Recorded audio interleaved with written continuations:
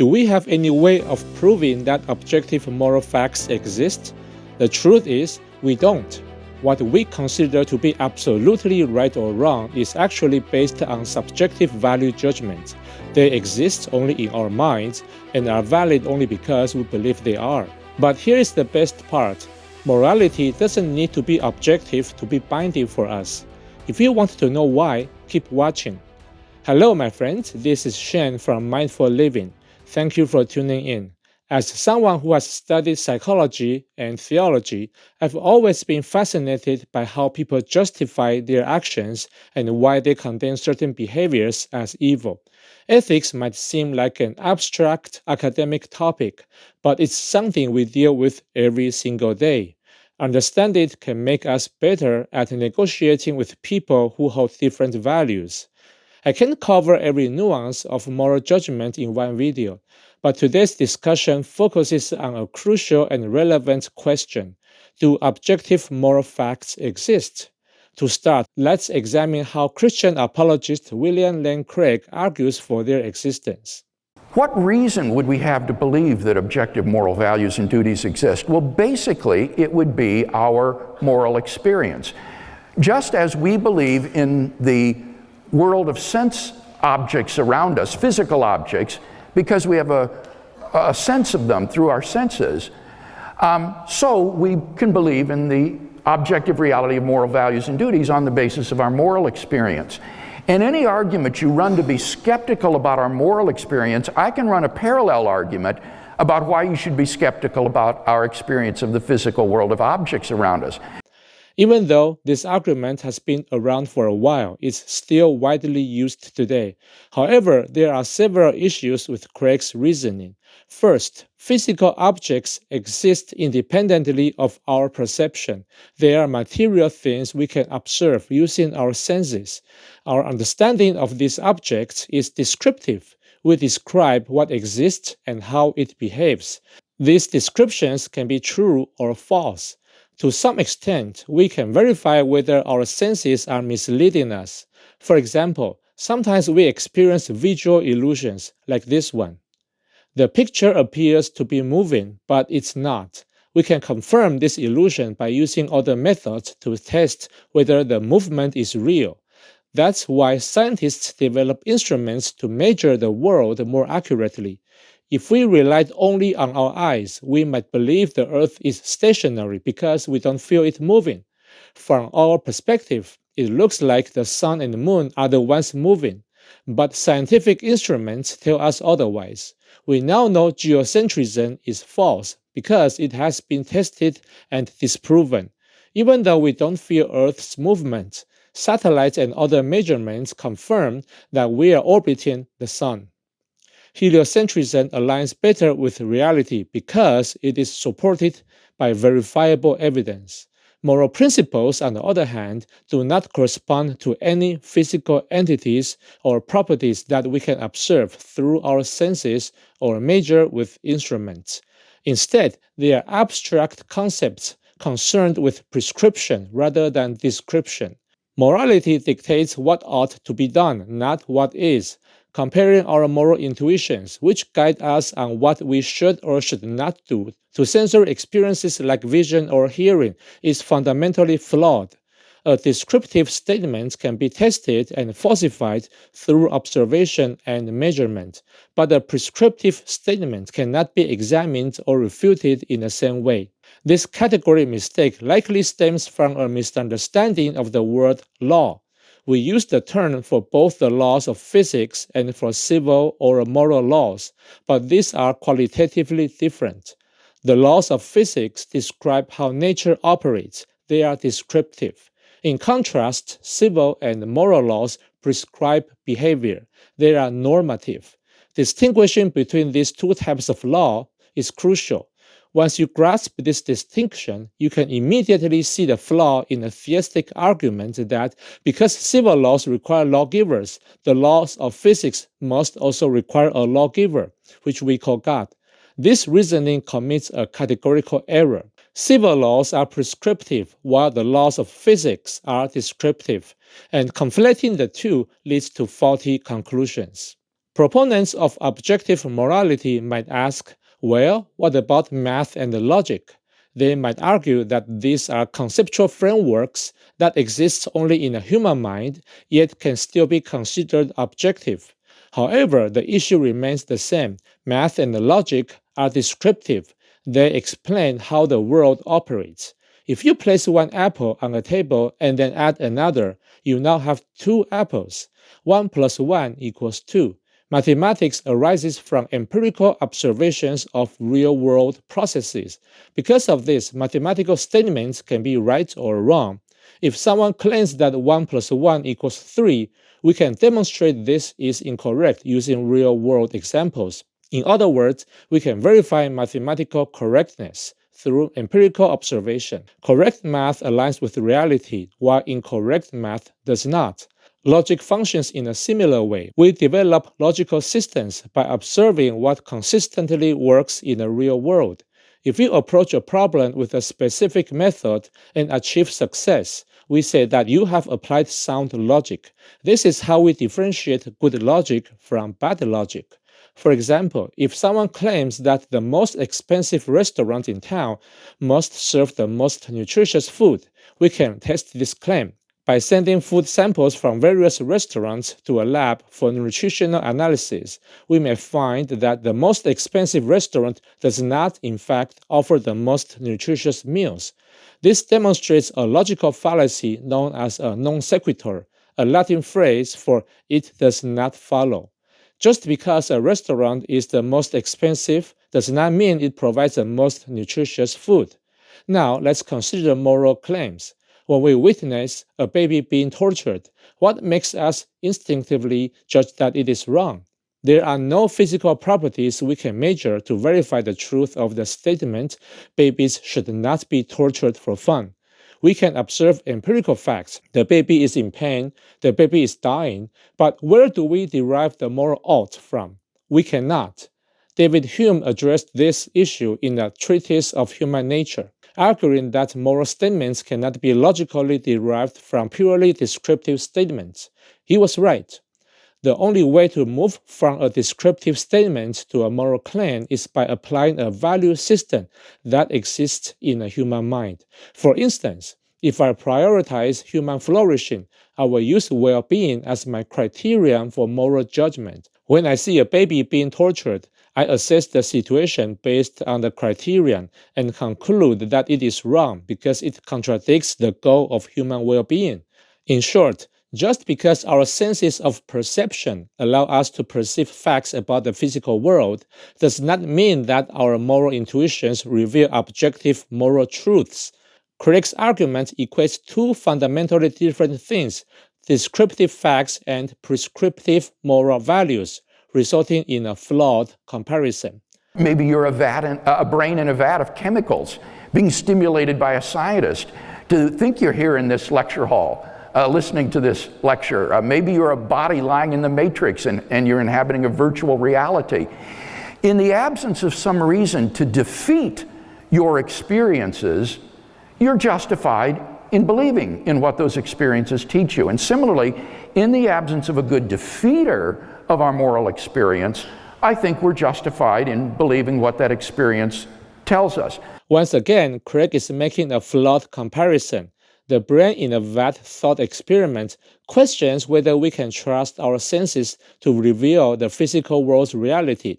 It challenges whether our perceptions, sight, smell, sound, and touch, accurately reflect an external reality, or whether we are trapped in an illusion like in the Matrix. But morality isn't about accurately describing the world as it is. It's about value judgment, about what we should or shouldn't do. Our moral intuitions guide our decisions, but they don't prove that moral principles are objective. Having a strong emotional reaction to an act like torturing a baby does not mean the statement "babies should not be tortured for fun" is an objective moral truth. Craig misrepresents the nature of moral experience when he claims that we directly perceive objective moral values. In reality, we experience moral emotions, strong or weak, but those feelings don't confirm whether moral principles exist independently of our minds. It is only through interpretation that we conclude moral values are objective or subjective. But interpretation itself is highly subjective and prone to bias. For instance, while I personally think it's unwise to drink to the point of intoxication, I don't have a strong emotional reaction when I see someone drinking excessively. Many others feel the same way. Does that mean drinking to intoxication is not objectively wrong? It tells us nothing about moral facts. The intensity of our moral outrage is a poor indicator of whether something is objectively immoral. Likewise, if I strongly oppose driving under the influence, it doesn't logically follow that DUI is objectively immoral. This is a non sequitur fallacy. Our emotional response does not determine moral objectivity. Why do we tend to interpret strong moral reactions as evidence of objective moral truths? I believe it stems from our deep psychological need for certainty. Certainty provides comfort and assurance. Believing that our moral experience aligns with objective moral truths reinforces the idea that we are right. It also strengthens the authority of our moral intuitions, making us feel justified in demanding that others conform to our moral expectations. However, this tells us more about human psychology than it does about the actual nature of morality. Now, what about the fact that nearly everyone agrees that torturing babies for fun is wrong?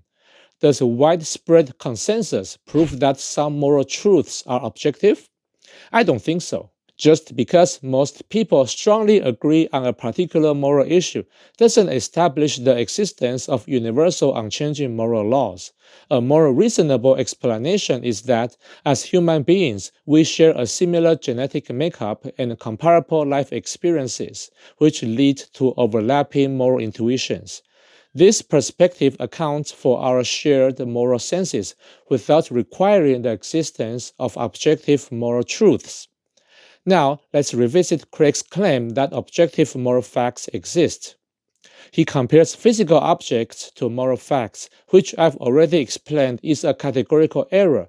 Interestingly, another version of Craig would actually agree with me. Many secular philosophers, known as moral realists, also believe in objective moral knowledge. However, they argue that God's existence is not necessary to explain moral facts. Craig, of course, rejects this view, but in doing so, he contradicts his claim that objective moral facts exist independently. One attempt to defend the objectivity of moral values without God, in response to premise one, would be what I call atheistic moral Platonism. Plato, you may remember, believed that there is a kind of world of or realm of ideas that exist objectively and independently of the spatiotemporal concrete world. And so someone might say that moral values like love and justice and compassion just exist. They're just ideal, abstract objects that objectively exist, and therefore we don't need God in order to ground these objective values. Well, I have three reasons that I don't think that atheistic moral Platonism is as good a moral theory as theism. Number one is, frankly, I find moral Platonism unintelligible. I don't even understand it. I can understand what it means to say that a person is just or a person is compassionate. But I have no inkling what is meant at all that justice or compassion just exist as abstract objects. I draw a complete blank. Things like justice and compassion and fairness and loyalty and kindness seem to be properties of persons. They're grounded in persons. But the idea that these things can just exist On their own, I don't even understand what that means, to say that justice just exists.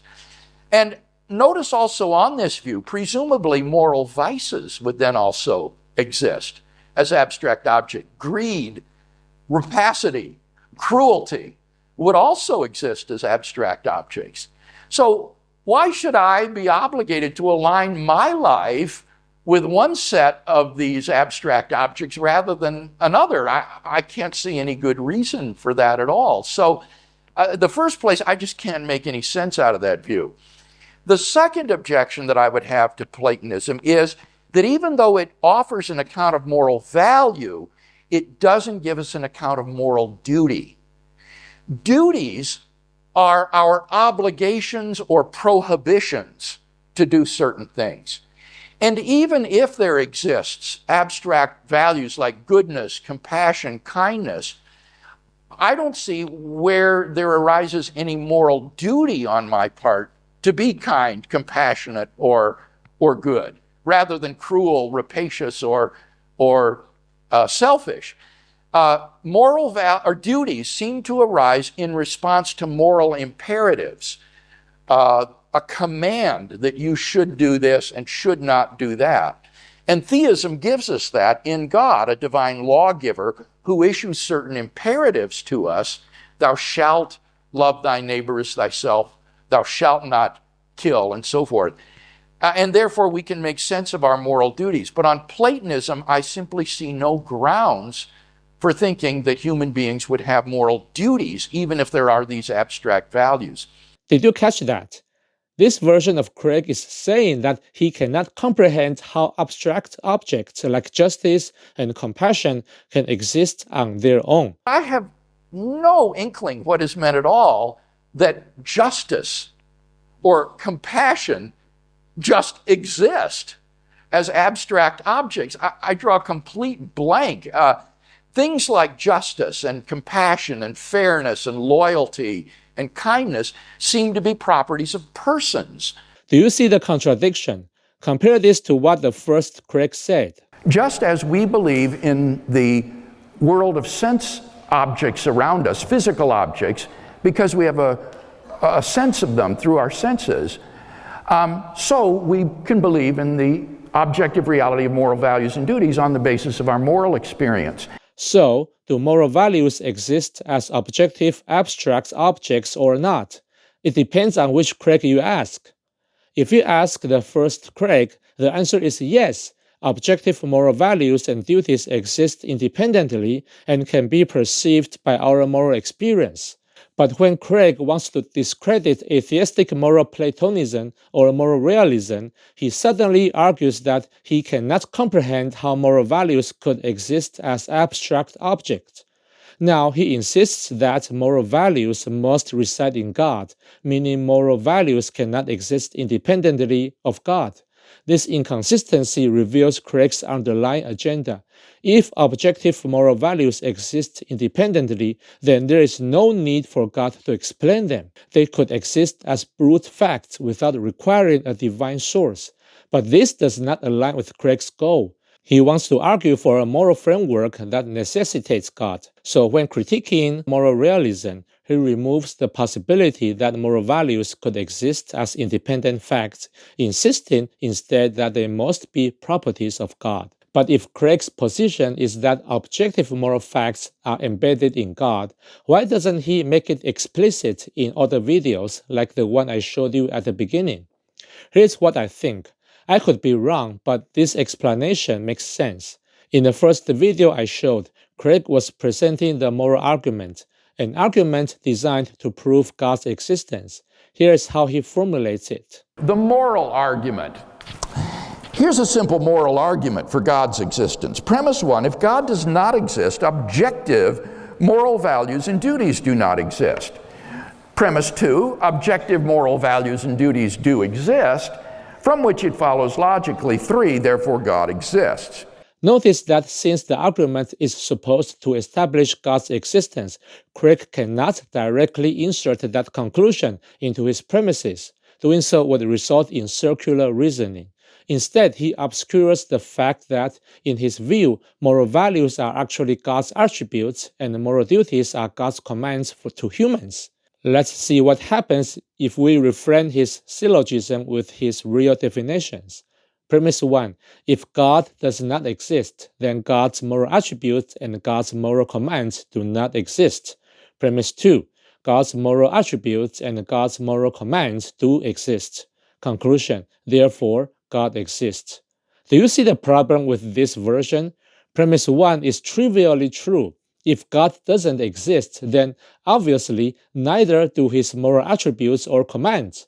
No argument needed. The real issue is premise 2, which already assumes God's existence.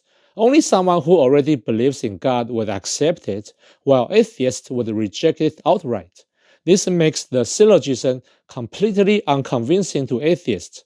Craig is not oblivious to this. He knows that framing the argument this way won't persuade skeptics. So, instead of explicitly stating that moral values are God's attributes, he refers to them as objective moral values and duties. When secular moral realists see premise 2 in this form, they often agree with it, since they believe in objective morality. However, they reject premise 1, the claim that objective moral values require God. At this point, Craig shifts his argument. He tells moral realists that it is inconceivable for moral values to exist as abstract objects. Instead, he insists that moral values must be attributes of God. This is a textbook example of the fallacy of equivocation.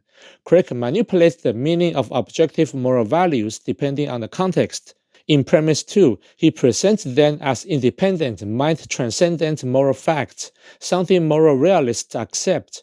But when they push back against premise 1, he subtly changes the definition, now claiming that objective moral values are not independent abstractions, but must be divine attributes.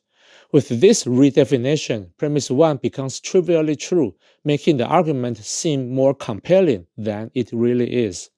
Now that we know Craig believes that objective moral values and duties are simply properties and commands of God, let's examine this claim. His commands to us are expressions of his will, but these are rooted in the divine nature, in his essential moral properties, like justice, kindness, compassion, truthfulness, and so forth. And those aren't arbitrary. Those can't be changed. But why is God's nature the way it is? If it's not arbitrary, what grounds it in such a way that it cannot be changed? Is God's nature required to conform to principles more authoritative than God?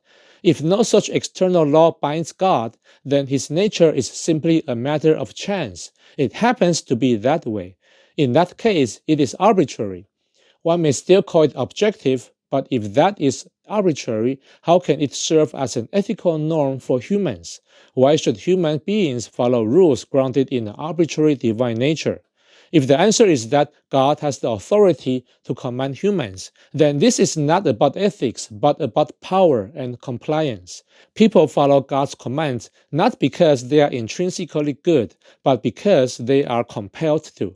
Moreover, if God acts according to his moral properties, then humans can also act according to their intrinsic moral properties or moral senses.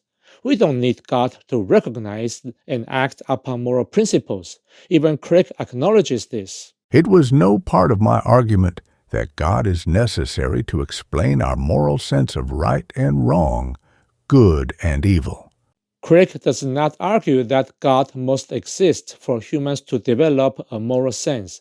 Instead, he claims that without God, moral values would be subjective. If there were no God, I think there would be no objective moral values. Everything would then be simply subjective. The moral values would be the byproduct of socio-biological pressures upon humanity, just as a troop of baboons will exhibit cooperative behavior because it helps them to survive.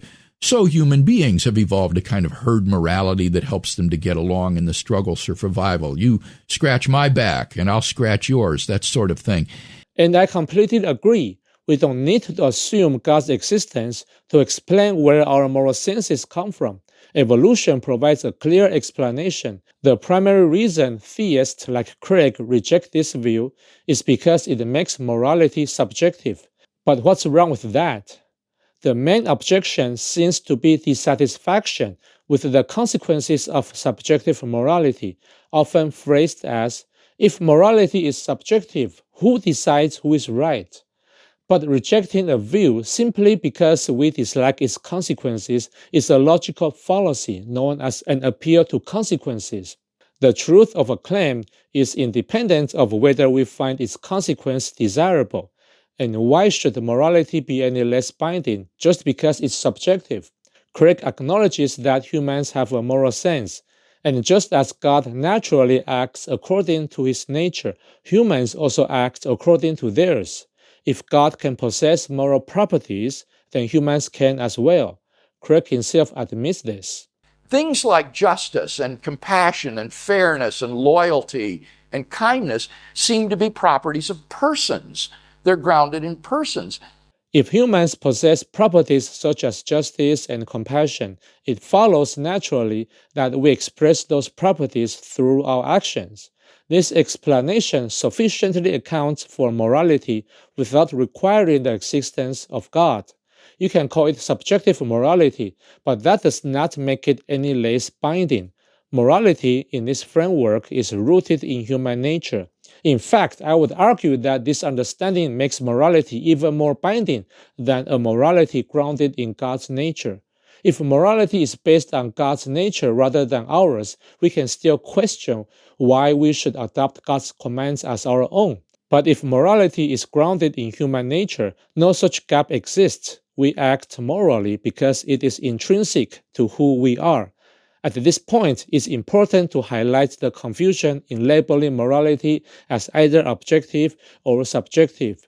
When Christian apologists argue for objective morality, what they actually mean is God's moral standards. They assume that God's moral standards are universally binding, so they call them objective. But that conclusion is not automatic. There is a missing step. Many Christians overlook something that people from other religious traditions, particularly polytheistic ones, recognize. What a God determines to be good is not necessarily binding on humans. In some polytheistic traditions, gods follow their own moral standards and humans follow theirs. For God's moral traits to be binding on humans, there must first be an agreement that God's nature should serve as our moral standard. If a Christian chooses to follow God's command, it is because they subjectively judge God's nature to be normative. That judgment itself is subjective. God's commands do not hold binding force unless one personally and subjectively agrees to follow them. Morality, therefore, can never be fully separated from subjective components. I discuss this topic in more depth in another video, The Subjective Nature of Morality. You'll find the link in the description below. There is another key point I would like to raise. Even if God exists and possesses moral perfection, it does not necessarily follow that our moral outrage at seeing a baby tortured is a direct reflection of God's moral nature. We are not passive vessels that simply contain God's will. Our moral intuitions are embedded in our human nature, not imposed from an external divine source. Whether or not you believe your moral judgment aligns with God's nature, the reality remains that your moral judgment originates from within you. In the end, Craig has not provided a compelling case for the existence of objective morality. He has not demonstrated why the natural process of evolution cannot explain our moral intuitions, nor has he shown why our sense of moral values and obligations necessitates the existence of God. Instead, he simply defines moral values and duties as properties of God, but defining something into existence does not make it real. If you have made it thus far, thank you for watching. By now, it should be clear that I hold the view that morality is subjective. In my next video, I'll explain why Christians actually operate with subjective morality, even when they claim to believe in objective morality. Christianity, at its core, appeals to people's subjective desires. That's how it spreads. If that interests you, be sure to subscribe so you don't miss it. And if you are watching it after I've released it, you should see it on the screen now. Go ahead and click it. That would make me very happy. If, of course, that's something you subjectively desire.